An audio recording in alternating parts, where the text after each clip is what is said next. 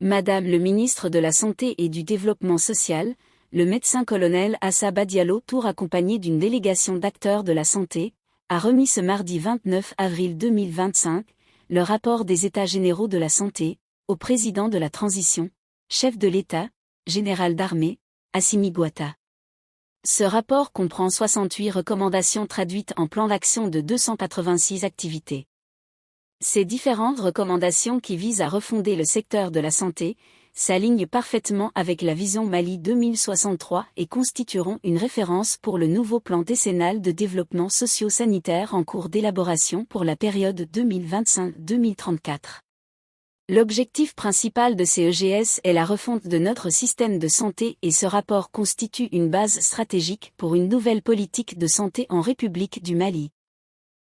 Selon le ministre de la Santé et du Développement social, ces États généraux de la santé ont permis d'établir un diagnostic du secteur de la santé et de tracer une vision claire pour les 10 prochaines années.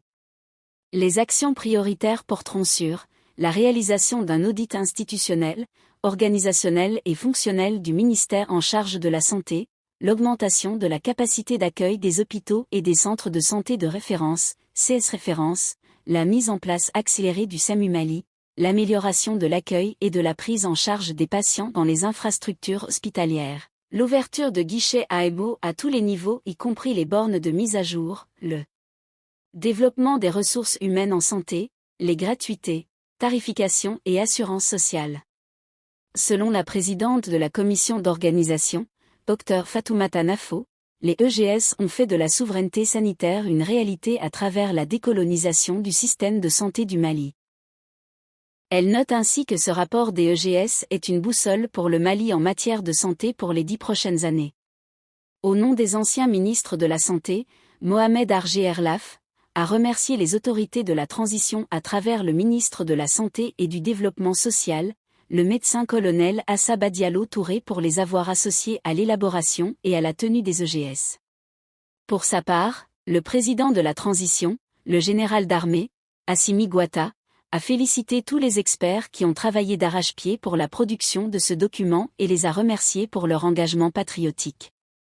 Il a de ce fait félicité le ministre de la Santé et du Développement social pour sa vision éclairée, son leadership ayant permis d'associer tous les anciens ministres de la Santé, les experts ainsi que les acteurs de tous les secteurs à l'élaboration de ce document. Il ne suffit pas d'avoir une vision mais il faut trouver les moyens pour mettre en œuvre cette vision, c'est pourquoi un comité d'experts en suivi-évaluation du secteur de la santé sera mis en place pour suivre la mise en œuvre des recommandations des EGS.